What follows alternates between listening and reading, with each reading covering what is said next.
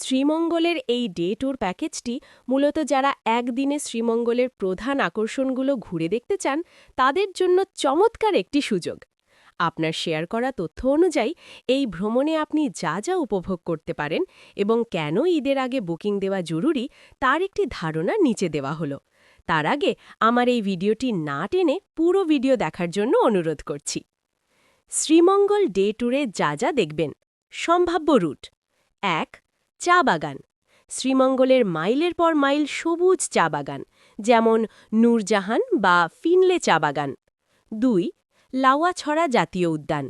চিরসবুজ rain forest, যেখানে বিরল প্রজাতির উল্লোক ও নানা বন্যপ্রাণী দেখা যায়। ৩. মাধাবপুর লেক। পাহাড় ঘেরা শান্ত লেক, যেখানে নীল পদ্ম ফোটে। এটি আপনার বিজ্ঞাপনে থাকা শান্ত লেকের বর্ণনা পূরণ করে। ৪. মণিপুরি পাড়া ও মার্কেট, তাদের সংস্কৃতি এবং ঐতিহ্যবাহী তাঁত শিল্প দেখার জন্য। ৫. ৭ রঙের চা। শ্রীমঙ্গলের বিখ্যাত নীলকণ্ঠ টি কেবিনের স্পেশাল ৭ লেয়ার চা। যাতায়াত মাধ্যম: মিসবাহ ভাইয়ের চাঁদের গাড়ি, জিপ, বড় গ্রুপের জন্য এবং পাহাড়ি রাস্তায় চলাচলের জন্য বেশ রোমাঞ্চক। কেন ঈদের আগে বুকিং করবেন?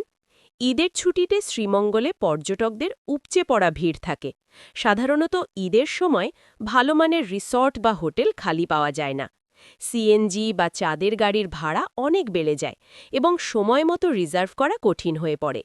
গাড়ি বা গাইডের সংকট দেখা যায়। তাই আগেভাগে বুকিং দিলে দুশ্চিন্তামুক্ত থাকা যায়। বুকিংয়ের ক্ষেত্রে কিছু টিপস: আপনি যেহেতু এই নম্বরটিতে যোগাযোগ করবেন, কথা বলার সময় নিচের বিষয়গুলো জেনে নিতে পারেন। এন্ট্রি ফি: লাউয়াছড়া বা মাধবপুর লেকের টিকিট খরচ তারা বহন করবে কিনা। আপনি কি এই ট্যুর সম্পর্কে আরও কিছু জানতে চান বা কোনো নির্দিষ্ট জায়গার কথা ভাবছেন? জানালে আমাদের মিসবাহ ভাই আরও বিস্তারিত তথ্য দিতে পারবেন ইনশাআল্লাহ।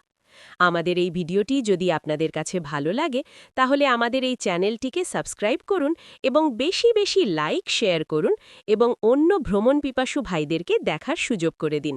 ধন্যবাদ।